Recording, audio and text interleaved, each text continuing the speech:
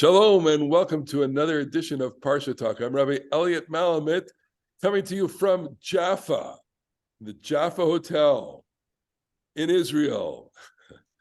And I'm normally the rabbi of the Highland Park Conservative Temple Congregation, Anshe Emet. And joining me, my good friends, Rabbi Barry Chesler, Solomon Schechter Day School, Long Island, and Rabbi Jeremy Kalmanowski, Anshe Chesed, New York City. Hey, we have a baby. We have a baby. She's not named yet. Her name in the House of Israel is not known, but here she is for all of our viewers. Look at this pudding. Look at this. Here she is, this gorgeous, gorgeous creature. She was born B'Shah Tova Muslachat on Sunday, May 28th.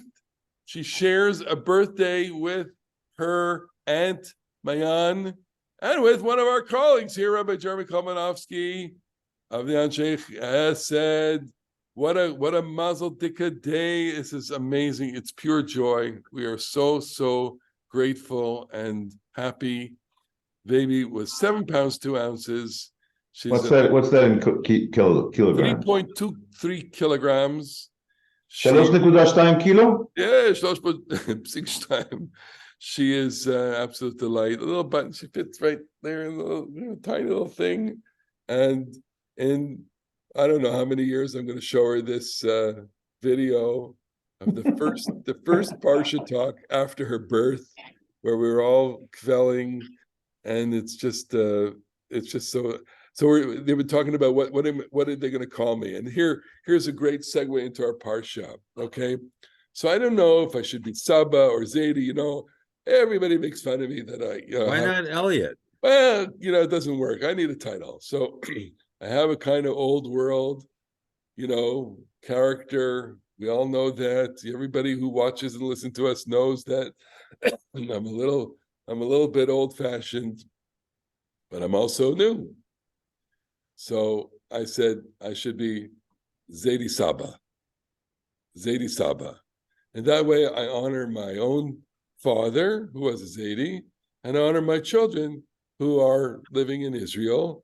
And I'm Hebrew. Now, of course, I'm inclined in the Hebrew direction. I don't speak Yiddish at all, but I have a sentimentality. So Zaidi Saba has a certain ring to it, and it is the transitional figure. I'm thinking of myself as I'm not the end of the Yiddish era. I kind of am, actually, the beginning of the Hebraic era. Well, it's so well said, Elliot, because the end of the Yiddish era is when no one speaks Yiddish anymore. There you go. So nobody in my family is going to speak Yiddish as a first language, and that I know of or think of, or even a second, by the way. Exactly, but people English and Hebrew in my family, and many of us who have a certain degree of fluency, not perfect fluency in Hebrew, are Hebraic. And anyway, Naso. Get yourself a drink of water. So it reminds one of the story by Aaron Megad, Yad Vashem, where the Israeli couple have to name their newborn son, and the father wants to name him for his father, Mendel, and he's willing to compromise on Menachem, and I think they name him after a flower or something, which was the fashion in the 50s in Israel. But anyway, so the Parsha begins with a discussion. We're in the middle of a discussion of what the roles of the Levites are. We had something pertaining to the family of Kat and their census and the things that they do. The Parsha starts with Gershon, and it will include also Merari. So we have to remember that the Levites are divided into 3 basic family clusters: Kahat, Gershon, and Merari. And according to what we read at the end of last week, and then what we're reading at the beginning here of Naso, is that each of the families has a particular domain within the sanctuary structure. The Kahat, they have to carry the sacred objects, like the Aron, like the menorah, like the Shulchan, like the Mizbeach, etc. The Gershonites, they carry the coverings, and they are responsible for all of the skin and all the cloth coverings of the Mishkan.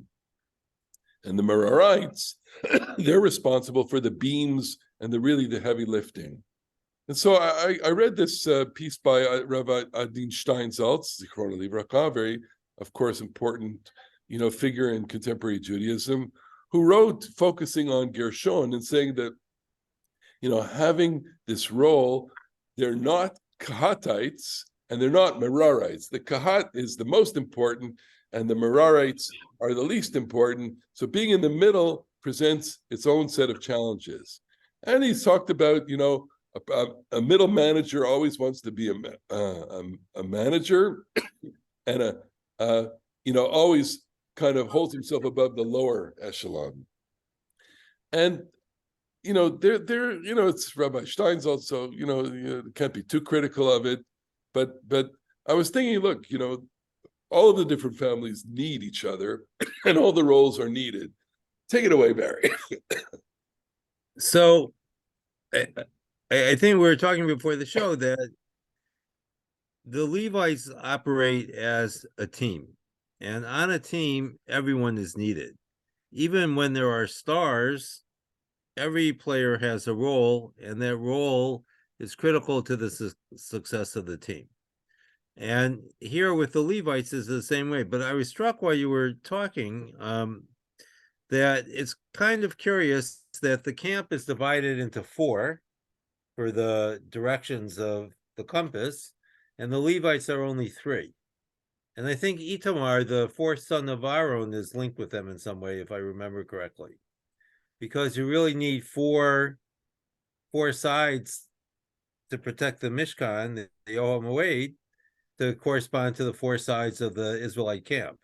Yeah, well, maybe there are only 3 families there. So I think there are 3 families. That's all. There are 3 families, but Itamar is given a role, which I found odd, because he's a Kohen and not really reckoned with the Levites. Interesting. It's interesting that we happen to be having this conversation at a high time for sports. Just last night or 2 nights ago was the Eastern Conference Finals. Tremendous series between Miami Heat and Boston Celtics. Miami won 3-0. First 3 games, Boston was counted out for dead, left for dead. They came back, they won 3 to force a game 7, and Miami blew them out in the 7th game. And one of the interesting things about Miami, first of all, they have a amazing superstar. They have another, just below him, 2 guys just below him, one of whom was out injured, but they had a lot of role players. And these role players, including 5 or 6 of their very best players, most productive players in this series, were not even drafted. They were undrafted players. And they totally came through.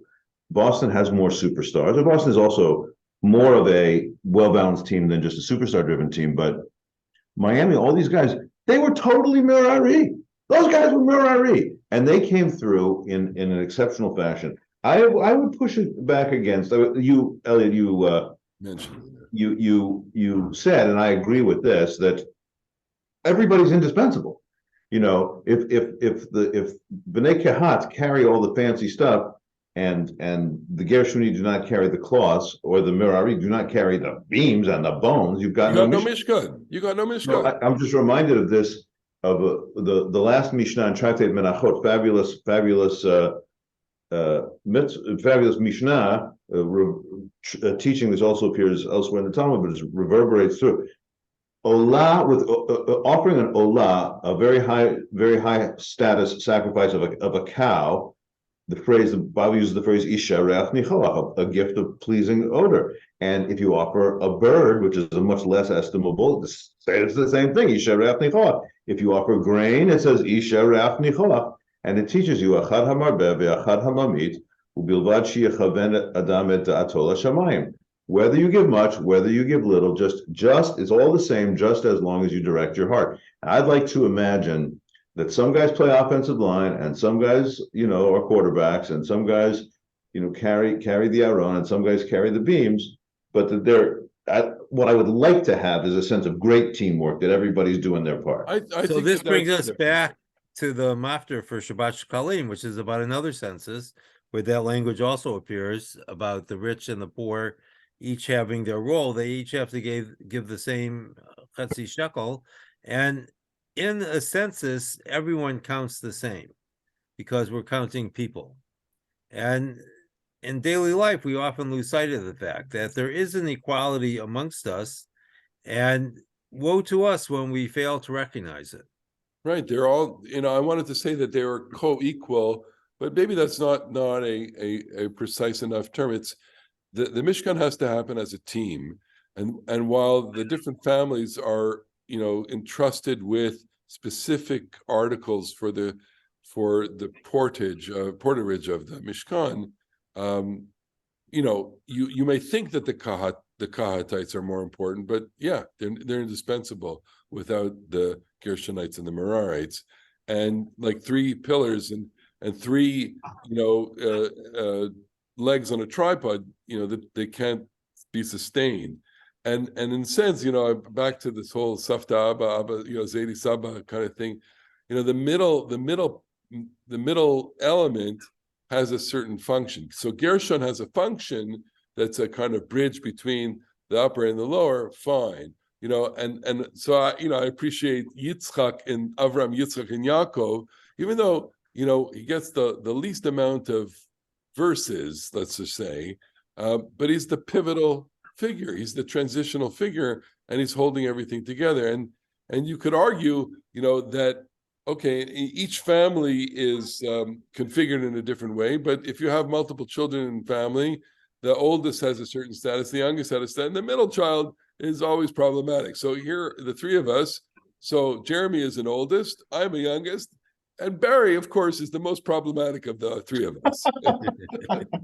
Well, I actually want to ask you something about this. First of all, you are Yitzhak, right? Yes. Yeah. So, just I also had a birthday, 57, and Mom, just thinking about it, as I age, as our generations go on. I had a kid get married this year, and you had a grandchild this year, and we each have 4 kids, and we've tried to raise them up to be Jewish and love Judaism, and there is a kind of an inexorable way in which, as we get older, we recognize we represent tradition, Zaidi Saba, and how does it feel? Okay, you have an Israeli granddaughter, and maybe she'll stay growing up in Israel. Maybe she'll return to the Gola. Who knows? But I don't know. Do you feel what is your feeling about your role being a Yisrael Saba? The phrase Yisrael Saba in Jewish parlance is the age-old tradition. And so I don't know. Just what does it feel like? Do you feel like an avatar of the past in some respects vis-a-vis this grandchild? I do in some ways. I feel very much, connected to all the generations before me. The overwhelming feeling that I had the day that she was born was that, here I am, in some ways the representative of several generations. I have direct living memory of my grandparents, okay, and they're no longer with us. They reside in a perfect and beautiful Eden, okay, in the perfect world, so we say. And I have photographic evidence of great-grandparents. So in a way, I feel, all of us at the moment of the transition of generations are kind of holding on to generations before, and what gets funneled to a child in a new generation is all the past, except for the fact that the child is very much part of a new generation. Her own parents are going to be transitional figures. They're in between. They're differentiated. They're olim. They are born in the United States and Canada, and live in Israel, and God bless them. Their lives are there. Their lives could be anywhere, as it unfolds, of course, but it's there, and they're making their life here. And that in some ways, in this grand scheme of Jewish history, it's phenomenal. I get very emotional about the fact that here I have a generation of my family that is returned, and that is planting itself in the land of Israel. And where do you go with that? That's just phenomenal. Your mother didn't come, did she? My mother did not come. She, as soon as the baby was born, she's going to watch this. She said, "I want to get on a plane. I want to get." And said, "You're not getting on a plane. It's okay." Well, I hope she gets a chance to. She will. She will definitely get a chance. They'll come and visit. the point is that it's awesome. It's awesome on so many levels, and on the very personal, on the in the scope of Jewish history, as funneled in through one little child. And to return to the Parsha on it a little bit for 1 sec. It's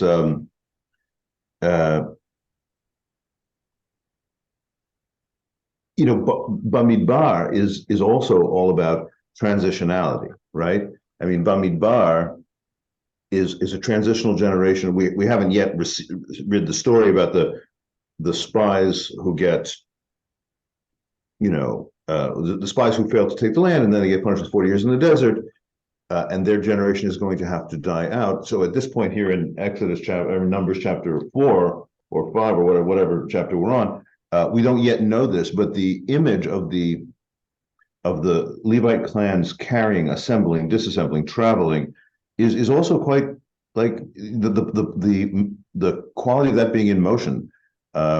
And you're not standing still. You are between Egypt and the Promised Land. The tabernacle is not the Beit HaMikdash. It's not permanent. It's up and down.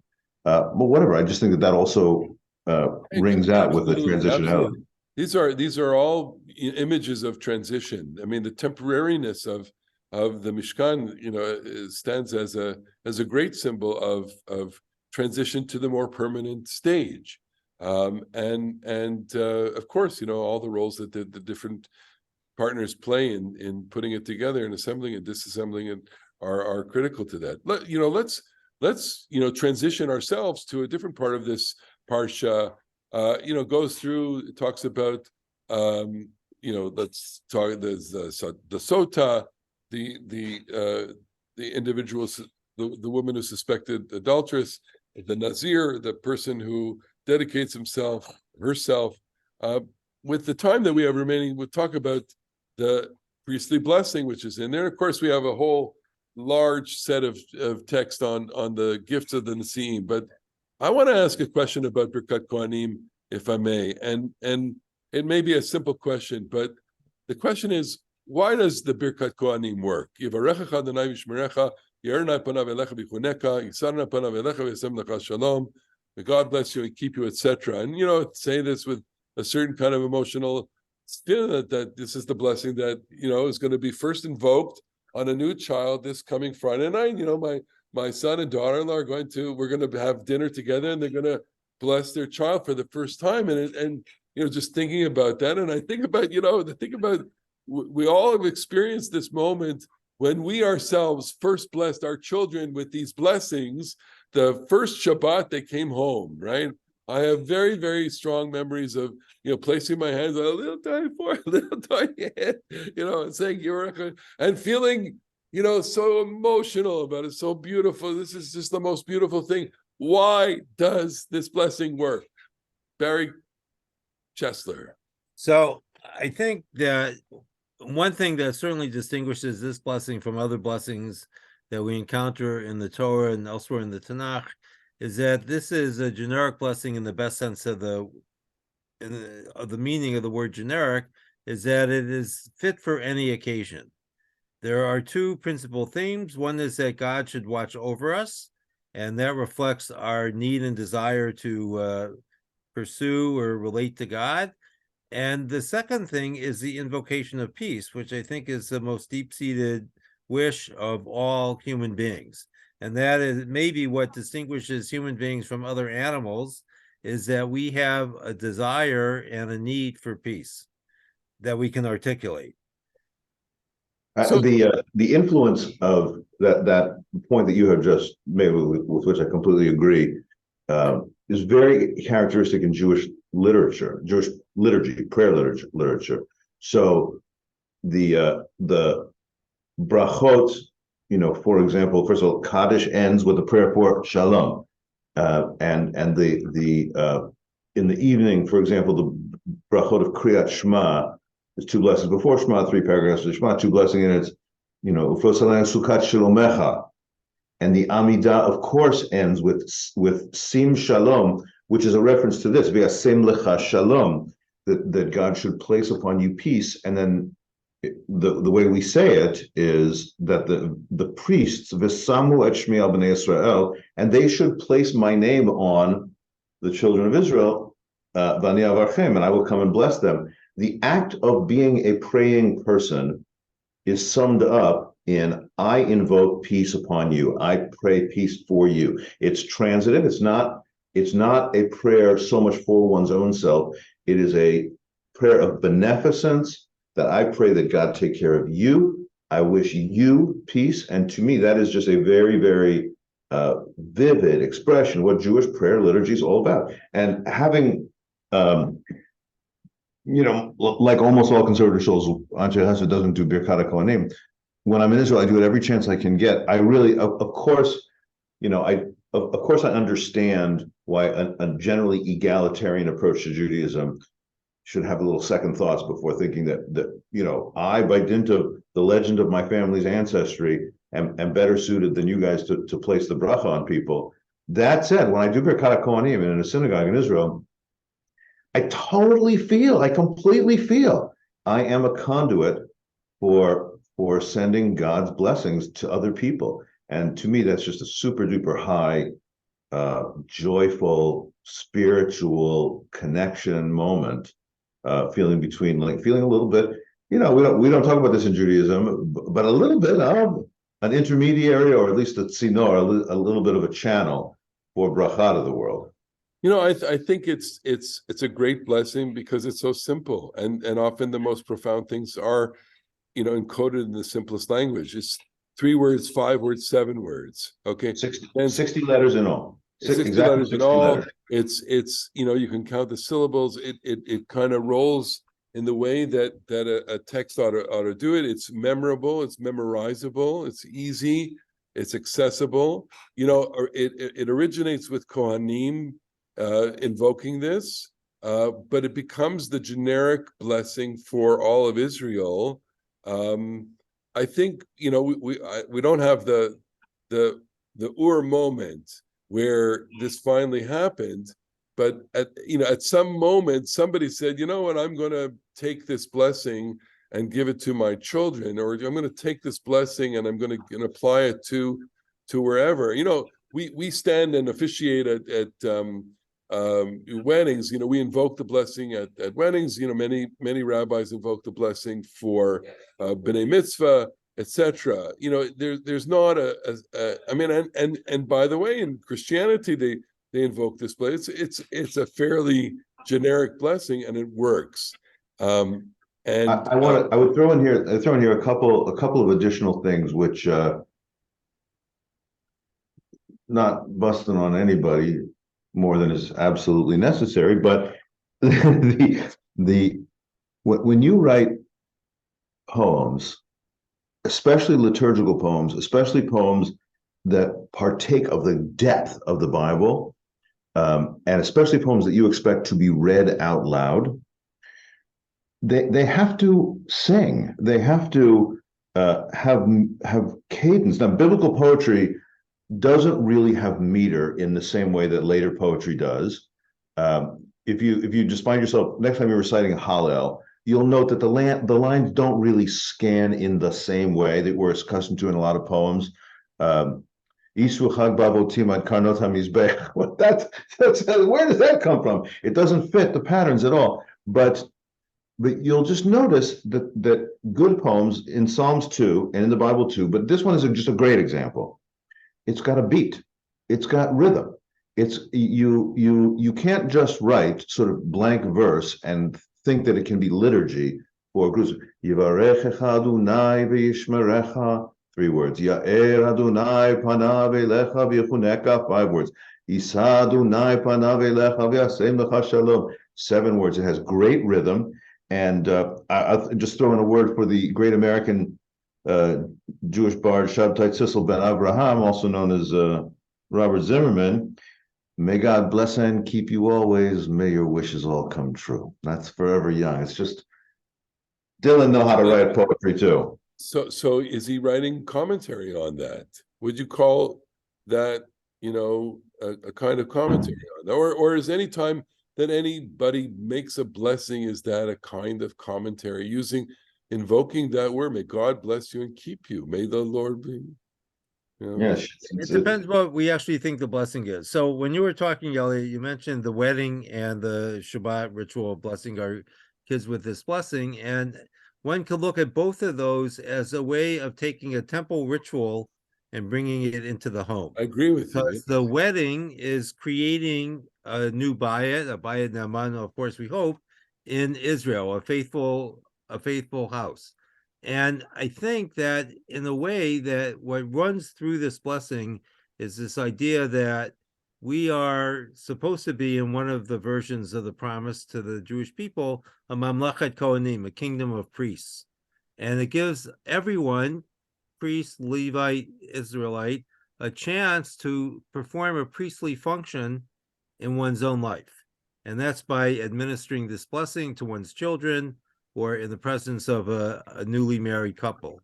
And I think that runs like, or surges actually like a river running through our history. And it provides a powerful connection to our past. And of course, we hope, God willing, our future as well. Yeah, I think about that, I think our listeners and viewers who are into American pop culture will of course know that a Jewish guy named Leonard Nimoy adapted the hand posture of the Birkat Kohanim for the Vulcan, live long and prosper thing. And I just would observe that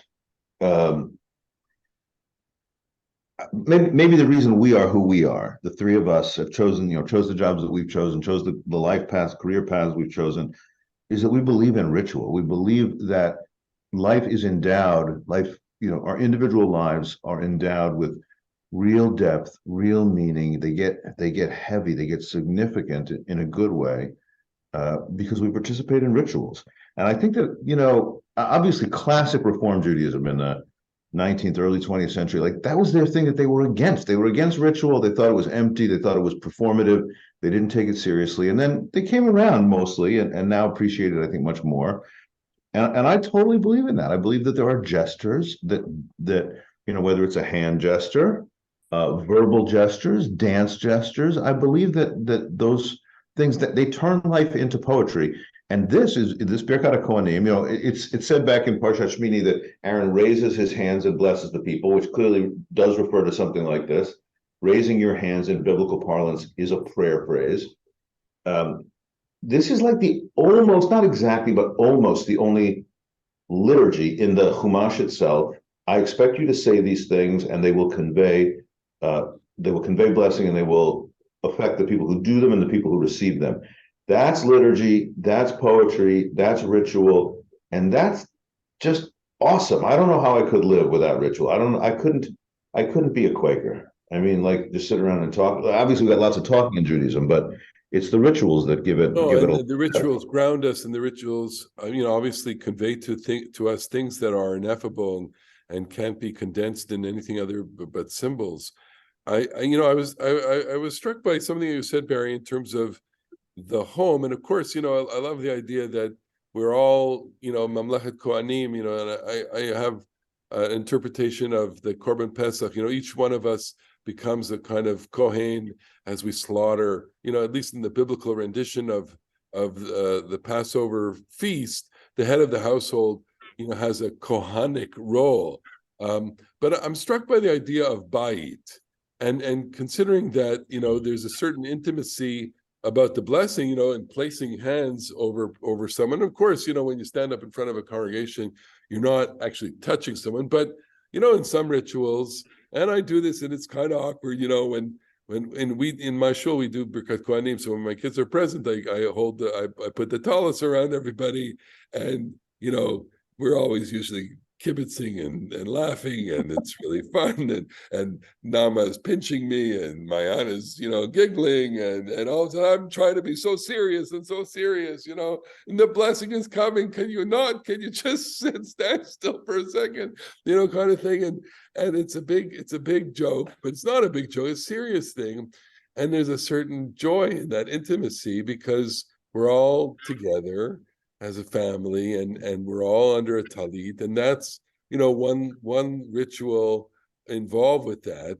And think about it, I mentioned it's the intimacy of parent to child on Friday night, and it's in the Bet Knesset, it's the Bet HaMikdash. And then, of course, in contemporary Judaism, these large, massive gatherings at the Kotel with thousands and thousands of people for Birkat Kohanim during Sukkot or during Pesach, Chol Hamoed, you see these big things, and it's not so intimate. It's an open space. So you have the bracha in a closed space, and maybe the bracha in an open space, and then maybe the metaphorical meaning is, from the smallest space of the intimacy of your household to the largest space, which is the courtyard of the temple, which really is a stand-in for the world. Let God's blessings fill the world. And so in invoking God and the blessings in this generic formula, we really have a moment of going from, the most small to the largest expanse of the universe. I don't know how you react to that. It's very well said. What I would add, that the power of ritual is that ritual properly done expresses meaning when and where words often fail us. Indeed. And many of us, I think, even still buy cards from Hallmark at special occasions for loved ones, because it's often difficult to find our own words to express what we say. Many of us have favorite songs that we like to listen to or sing when we're in certain moods. And these are ways of finding ritual to express what's in our heart, because the words can't always be there when we want them to be. And so the rituals are, as Jeremy so well said, very important to the way that we see ourselves in the world and the way that we live our lives. I would just add to that also one thing that goes a little bit against the tenor of American life. Like, I've had many times, people ask me some variety of the question, like, well, why should I say these ancient words? Like, wouldn't it be better if we all just made up our own prayers? And I think there's a lot of reasons why the answer is no, it wouldn't actually be better. One of the main ones is that it worsens the American tendency for, just radical individualism that really does diminish community. We can't really pray together unless we share a prayer book. So I do think that's one reason why it's bad. But another reason why that sort of approach is bad, another reason why the received approach is good, is it is true that the words will sometimes fail us, and it's true that most of us are in fact not great poets, and Isaiah and Jeremiah and Moshe Rabbeinu and David HaMelech, they actually were, and needless to say, Halevi and Gabirol and Ibn Ezra and Shmuel HaNagid, who actually were poets, but these words just bear more than they bear the infinite depth of the ages. People have been saying them. People have been saying them for years and years and years. The words themselves have acquired extra meaning. Like, extra meaning has sunk into the words. And so when we say them, we are not only saying this is how I feel at this particular minute. We are saying this is how I participate in this culture and all of the depth that is in the ocean of meaning, beneath the aquifers of meaning beneath. Look, and yet, we would all validate anybody's effort to express themselves in however way, as a way, as just, to pray. I mean, we're all going to use some of our own language in prayer, and go with that, But what you're saying, I guess, is that there is a tremendous value to having a canonical text. And look, I would add, maybe as a footnote to that, there's always ways to interpret. There's always ways to add your name. The verse you quoted in this that comes right after Birkat Kohanim, V'samu et Shemi, place my name. So we have the configuration of the hands, etc. But it's God's name that's woven through the blessing. Adonai v'shmerecha. So to the worshiper who's looking for their own individuality in the prayer, put your own name in there. And I've talked about this before in a previous one. I said one of the most fascinating exercises in terms of interpreting a text is just, Breshit, Elliot, Bara, think about it. Think of Yivarechecha.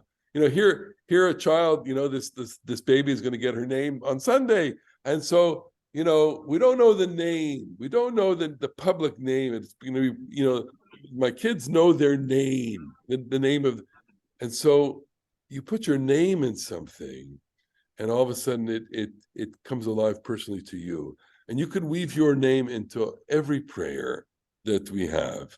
Every psalm can add, in its kind of little dotted line, put your own name in there, and it'll speak very, very loudly to you, I think. And hearing Yivarechecha Adonai V'Shmerecha, not only you want to hear God's name, you want to hear, may God bless you, Barry Chesler, may God bless you, Jeremy Kalmanowski, Elliot Malomet, and all the listeners. May God bless them all. May God bless us all. Put your name in that, and all of a sudden you're kindled. You're something is conveyed to you. Some power, some light, some energy comes to you. It becomes something that's alive, which is what we are. When we read the Torah together, we study together. Whoa, that makes the day. That makes the day. And I want to commend you, Rabbi Malomet, for staying up until 1 a.m. in Israel. That's right. It's 1 a.m. here in the holy city of Jaffa, overlooking the Mediterranean, where I want to say a good Shabbos. Go down to that great bakery right around the corner from where you are and get one of those pitas. Unbelievable. It's just amazing. It's amazing to be here. It's amazing to be with you guys. This miracle of Zoom enables us to do this wherever we are in the entire world, and enables us to be with our very devoted listeners and people who are watching us, for whom we are so grateful. Thank you for spending this time with us. Wishing you a good Shabbos. Now, in the diaspora, it's Naso, but in Israel, it's Bahalotcha. Okay, so I'm a week ahead, but I'm going to be preparing Bahalotcha for next week. I'm still be here, so we're going to still broadcast I'll be in Jerusalem next week. In the meantime, we want to say Shabbat Shalom, and next week I'll tell you the name of this child. Shabbat Shalom. Mazel tov to everybody in the Malomet family, to Yaakov and Gavi, and to the player who shall be named later. Indeed, designated. So, Shabbat Shalom. Bye-bye. Shabbat Shalom.